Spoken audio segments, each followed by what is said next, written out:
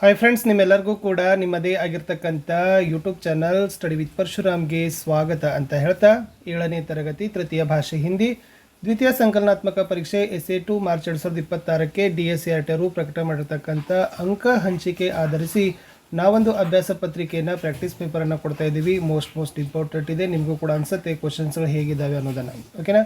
ವಿಡಿಯೋನ like, share ಮತ್ತು subscribe ಮಾಡೋದನ್ನು ಮಾತ್ರ ಮರೆಯದಿರಿ. ನಿಮ್ಮ ಪರೀಕ್ಷೆ 6 ಏಪ್ರಿಲ್ 2026ಕ್ಕೆ ನಡೀತದೆ.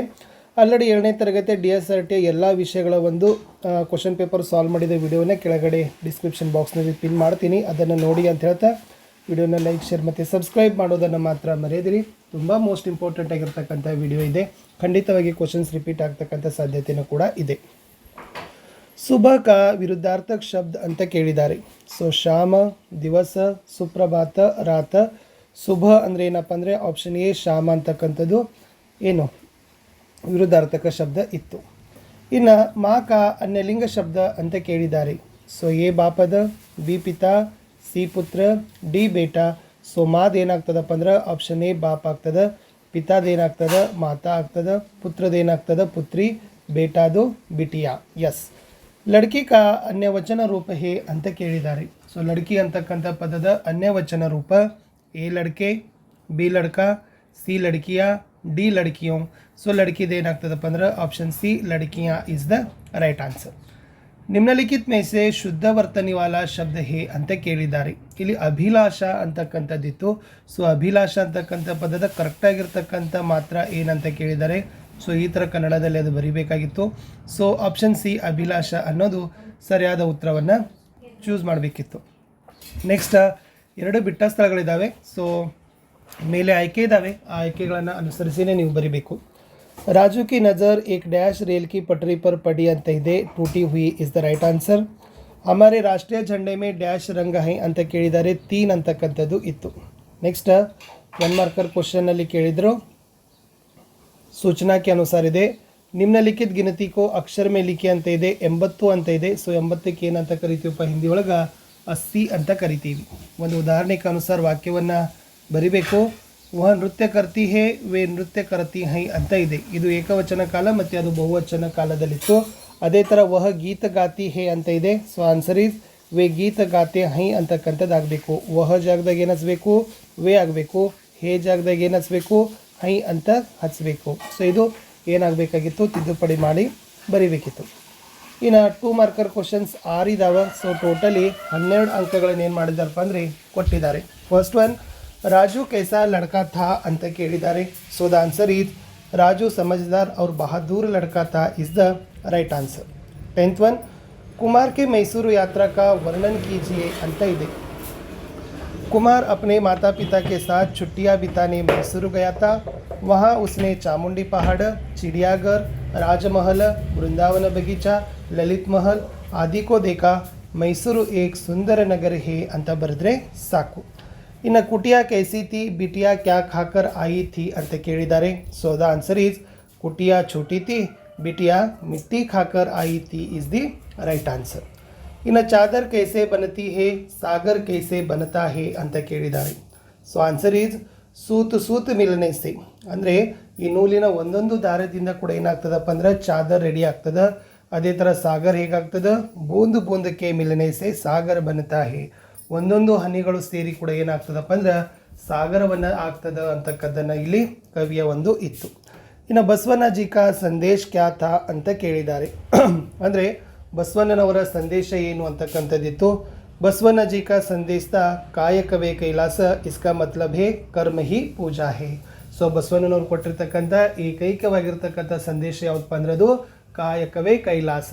ಇದರರ್ಥ ಕರ್ಮ ಹಿ ಪೂಜಾ ಹೇ ಅಂದರೆ ನಾವು ಮಾಡ್ತಕ್ಕಂಥ ಕೆಲಸದಲ್ಲಿ ದೇವರಿದ್ದಾನೆ, ಕೆಲಸವೇ ಒಂದು ದೇವರ ಸೇವೆ ಅಂತಕ್ಕಂಥ ಒಂದು ಸಂದೇಶವನ್ನು ಕೊಟ್ಟಿರ್ತಕ್ಕಂಥವ್ರು ಬಸವಣ್ಣನವರು. ಆರ್ ಕ್ವಶನ್ ಇತ್ತು, ಬಸವಣ್ಣಕ್ಕೆ ಅನುಸಾರ ಕ್ಯಾ ನಹಿ ಕರ್ನಾ ಚಾಹಿಯೇ. ಹಾಗಾದರೆ ಬಸವಣ್ಣನವರ ಅನುಸಾರ ನಾವು ಏನು ಮಾಡಬಾರ್ದು ಅಂತ ಕೇಳಿದ್ದಾರೆ.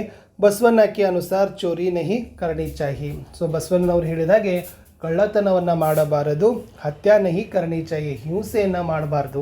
ಸೊ ಹಿಂಸೆ ಮತ್ತು ಅದನ್ನು ಕಠೋರವಾಗಿ ಅವ್ರು ಏನು ಮಾಡಿದಾರಪ್ಪ ಅಂದರೆ ವಿರೋಧವನ್ನು ಮಾಡಿದರು, ಅಹಿಂಸೆಯನ್ನು ಒತ್ತಿ ಹೇಳಿದರು, ಕಳ್ಳತನವನ್ನು ಮಾಡಬಾರ್ದಂತ ಬಸವಣ್ಣನವರು ಹೇಳಿರೋದು.